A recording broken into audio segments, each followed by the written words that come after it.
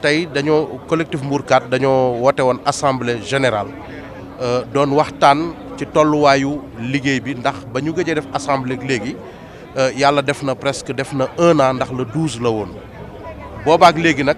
defuñu fi dajale wuñu woon mbooloo mi waaye nag ñu ngi doon liggéey di seeti autorités yi di ci dox lépp luñ ci dox pour situation bi mën a décanté wu pour que ñi mën a jot seen i këyit ñoom it ñu mën a jot seen këyit yàlla def nag ñu def ci ay rencontres yu bari yoo xamante ni def nañ ko ministère de l'urbanisme biñ ko defee aussi ci cadre mbirum liggéeyum quitus bi ñu def ci liggéey boo xamante ni liggéey bu am solo la di ko jël di ko yombalal rek sunu population di ko yóbbu au niveau de Descos Dakar ñuy jot seeni quitus de mainlevée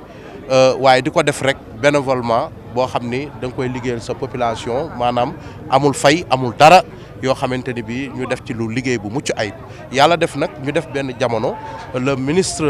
Moussa Balla Fafana ñu ngi koy sant di ko gërëm ci teewaay bi nga xamante ni bi ñëw na ko Thiès def ko uniquement li ko andi mooy soxlay askan bi di ñun ñi nga xam ni ñun ñoo waral coowal Mbourkat bi nga xam ni à tout moment ñëpp a ngi koy wax mu ñëw xool mbir yi xool plan bi relancer activités yi yëkkati mbir yi jox ko les services techniques pour ñu def yenn joyante yi ak yenn erreurs yi ci nekk pour ñu mën ko corriger kooku maanaam nekk initiative boo xamante ni bii ministre bi jël na ko mu nekk loo xam ne lu rafet la kon dañuy wax ni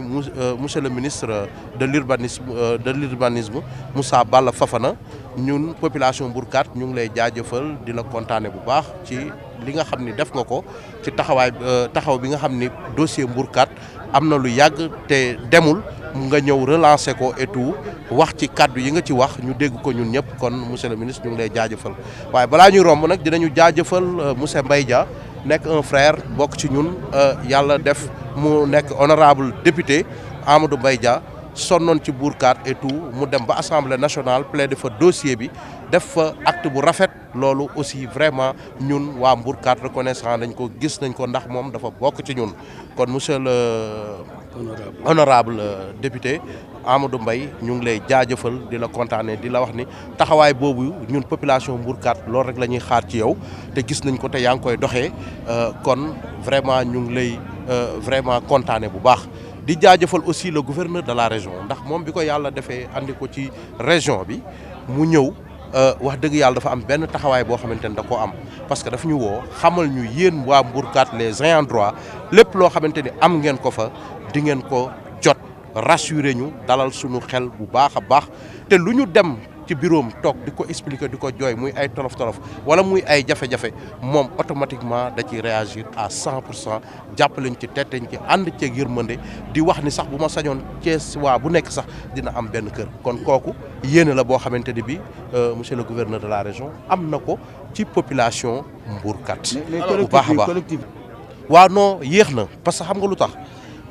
maanaam ñii jot kayit ñii jotuñu kayit pratiquement mu bëgg a toog lu mat 2 ans loolu franchement dafa metti yéex na wax dëgg neex yàlla te bu ñu sañoon tey Mbourkat situation Mbourkat ñi waral coow li ñoom ñëpp ñu mën a jot ndax aussi bi arrêt bi amee ak léegi gis nañ ci am ci ay seetlu yoo xam ni seetlu nañ ko gis ni am na kayit yoo xam ni sax dafay génn te warta génn waaw soit c'est des gens mal intentionnés yoo xamante ni ñooy ñëw ci terrain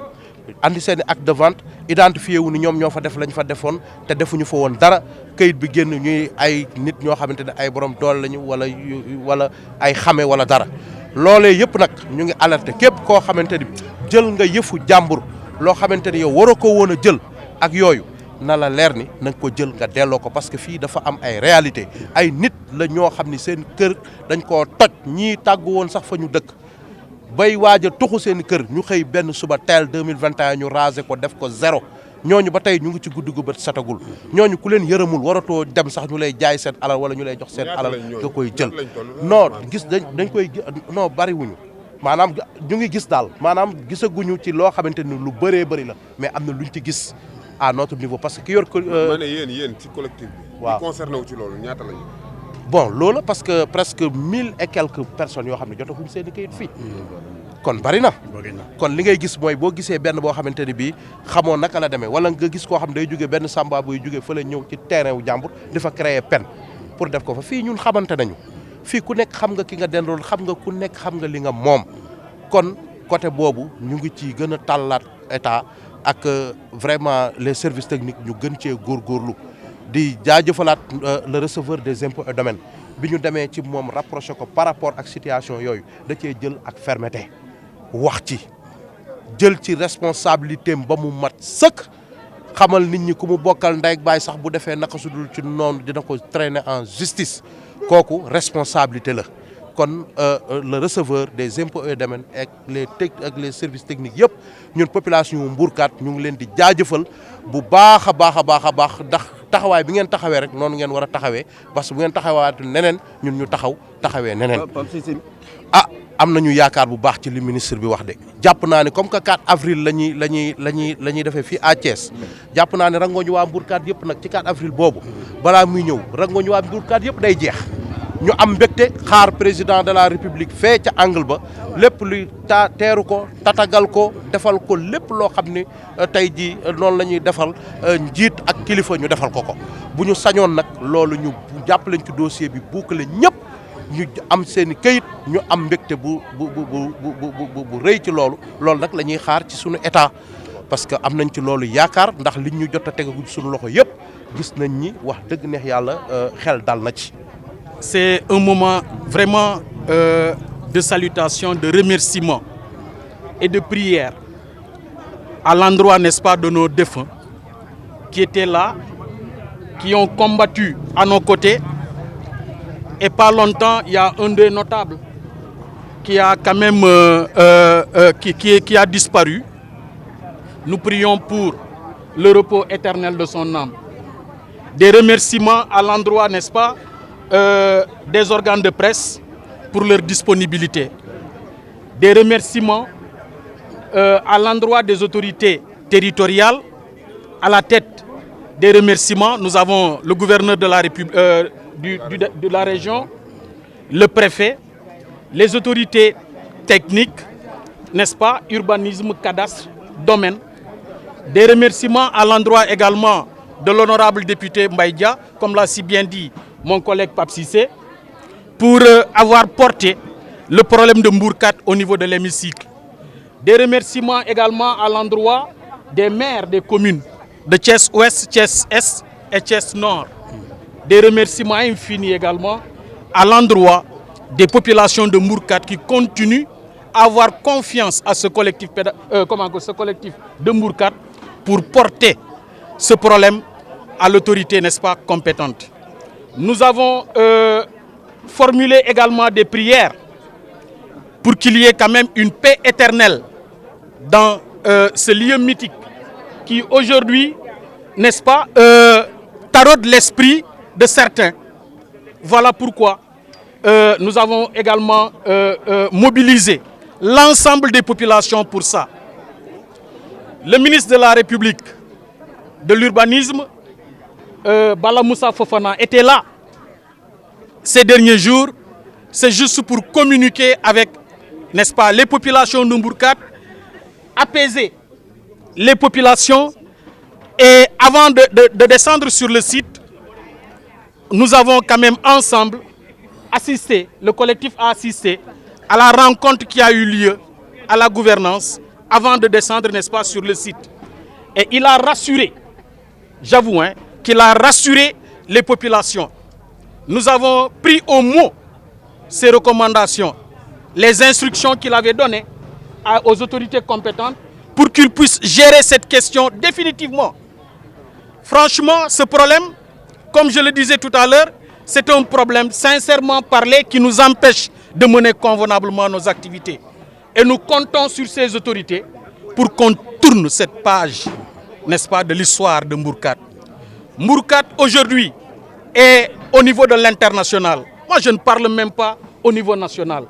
Et comme encore, cette étiquette, ce ticket d'international, c'est les populations de Mbourkat qui se sont battues. Ils étaient là dans l'insécurité, ils étaient là dans la promiscuité. Et aujourd'hui, tout le monde entier, Tout le Sénégal parle de Mbourkat grâce aux opportunités qui s'y trouvent. Nous remercions également les services techniques qui nous facilitent franchement la tâche jour et nuit pour que nous puissions au moins apaiser. Parce que nous, aujourd'hui, le collectif constitue un trait d'union entre l'administration et les populations. C'est une question qui a été quand même... Bon, ce qui nous a quand même recommandé, nous, on y était depuis très longtemps. C'est notre activité de tous les jours. Nous ne faisons rien à Mbourkat sans ces autorités. Vous êtes réconforté par rapport au ministre? Nous sommes extrêmement réconfortés par ce qu'il dit. Par ce qu'il a dit. Parce qu'il avait instruit à l'autorité compétente de trouver un moyen, n'est-ce pas, de régler définitivement ce problème, autant pour moi, en parfaite collaboration avec les populations de Mbourkat. Nous, on a mis en place ici un dispositif